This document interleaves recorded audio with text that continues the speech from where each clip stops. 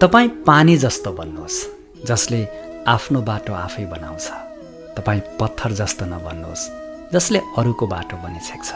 जीवनको सबैभन्दा महँगो चिज तपाईँको वर्तमान समय हो, जुन एकचोटि गुमाउनु भयो भने संसारको कुनै पनि सम्पत्तिले किन्न सकिँदैन।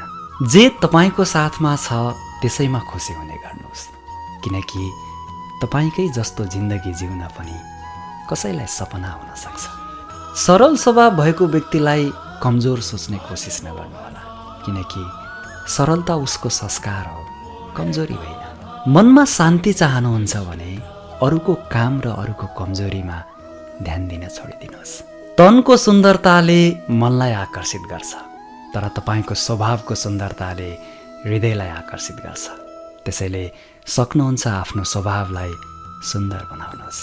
कसैले तपाईँलाई दुखी बनायो भने नराम्रो नमान्नुहोस्, किनकि मान्छे अक्सर त्यही रुखमा ढुङ्गा हान्छ जुन रुखमा सबभन्दा मिठो फल हुन्छ।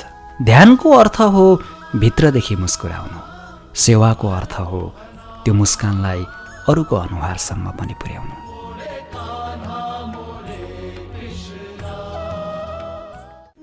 तपाईँ पानी जस्तो बन्नुहोस् जसले आफ्नो बाटो आफै बनाउँछ। तपाईँ पत्थर जस्तो नबन्नुहोस् जसले अरूको बाटो बनिछेक्छ।